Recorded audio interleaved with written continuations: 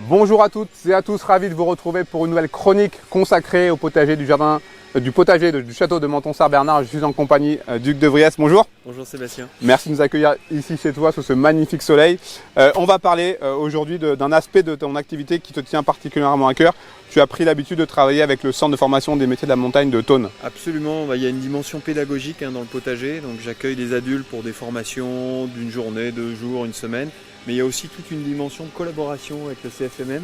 Là, je suis avec Marianne et Simon, avec qui on travaille sur un sentier pédagogique pour les visiteurs du château ou même les touristes qui viennent voir la commune de Menton-Saint-Bernard.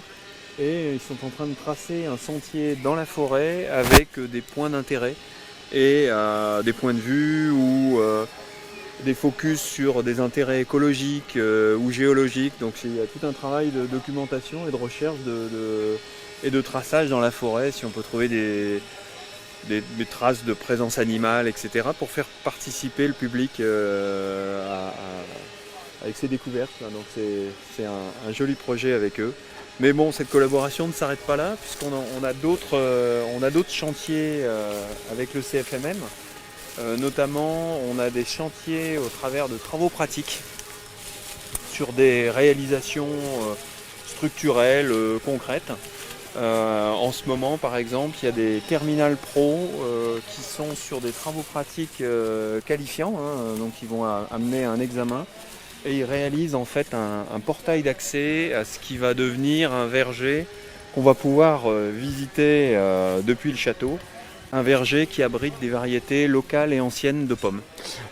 En quoi c'est important pour toi ce devoir de transmission ? C'est l'occasion de transmettre à des jeunes qui sont déjà de toute façon orientés vers ces disciplines-là, leur transmettre mon petit savoir-faire, mon expérience, une expérience de créateur d'entreprise aussi. Parce qu'il y a beaucoup de ces jeunes qui vont se lancer dans leur propre aventure entrepreneuriale.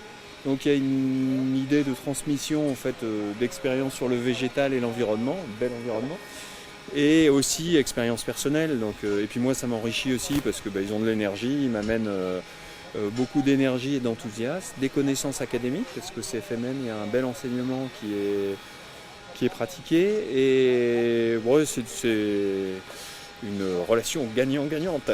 Alors, pour revenir à ces portails, explique-nous un petit peu voilà, concrètement ce que ça va être. Donc, tu nous as dit que ça sera des portails qui seront dans des vergers. Voilà, exactement. Donc en matériaux local, acheté dans une scierie à Thônes, juste à côté. Donc tout fonctionne dans une petite économie locale. Et derrière ces portails, il y a une trentaine de pommiers, variétés locales et anciennes, plutôt haute tige ou semi-tige, pour mettre en valeur ces variétés afin de ne pas les perdre et puis de produire un petit peu quand même. Il y a de la fierté pour toi de voir ces jeunes là. Je trouve que c'est plein d'espoir. Il y a de plus en plus de jeunes qui se tournent vers les métiers de la nature, qui s'intéressent à l'environnement, donc je trouve que ça fait du bien d'échanger avec eux et de se dire qu'il y a une nouvelle génération qui monte, qui est aspirée par ces belles valeurs, enfin en tout cas ce que je pense être des belles valeurs, donc c'est sympa. Tu viens de le dire, c'est de plus en plus de personnes sont intéressées par ces métiers qui sont difficiles, laborieux. Malgré tout, il y a cette envie de continuer de développer encore plus cette filière. Oui, c'est vrai que comme tu le dis, c'est pas des métiers qui sont simples. Là, il fait beau, mais parfois il fait mauvais. C'est pas tous les jours les mêmes conditions. Tous les jours comme ça. Du coup, c'est des métiers qui sont confrontants. Où on se confronte à la nature, on se confronte à... je regarde ce portail, c'est des éléments lourds. Enfin, il y a de l'implication physique. Ça demande une certaine forme de courage. Mais à la fois, je trouve que c'est des métiers qui ont tout de suite du sens. On comprend pourquoi on commence sa journée et ce qu'on a fait en fin de journée. Soit on a planté ou on a réalisé des structures qui ont une vraie fonction, qui s'inscrivent dans un tout. Donc moi, ça me rassure par rapport à la jeunesse. Comment elle est née cette collaboration avec le CFMM ? C'est né depuis 4 ans par d'abord des stages. Et puis après, on a signé un vrai accord de collaboration avec Laurence Échinard, la directrice du CFMM, et toute l'équipe pédagogique derrière, avec qui j'ai des relations très étroites. Parfois, je vais faire des conférences ou des interventions orales au CFMM pour échanger sur les principes de la permaculture, de l'agroécologie, l'importance de cette prise en compte de ces entre guillemets nouvelles disciplines dans la formation d'un paysagiste. Enfin, c'est des échanges comme ça des deux côtés en fait. J'imagine que pour eux, ces travaux grandeur nature, vos pratiques grandeur nature, c'est une vraie valeur ajoutée pour leur cursus. Je pense que c'est important, on parlait de concret et de sens, je pense qu'un étudiant de terminale qui réalise avec leur encadrant Jérémy et Benjamin quelque chose qui va rester dans le cadre d'un château qui a 1000 ans d'âge. Moi je m'imagine étudiant, je me dis je suis fier, j'en parle à mes parents, j'en parle à mes proches, je passe potentiellement à la télévision avec 8 Mont Blanc, je suis fier de ce que j'ai fait. Donc encore une fois, c'est des beaux échanges. Justement, en parlant d'échanges, qu'est-ce que toi tu penses pouvoir leur apporter et inversement?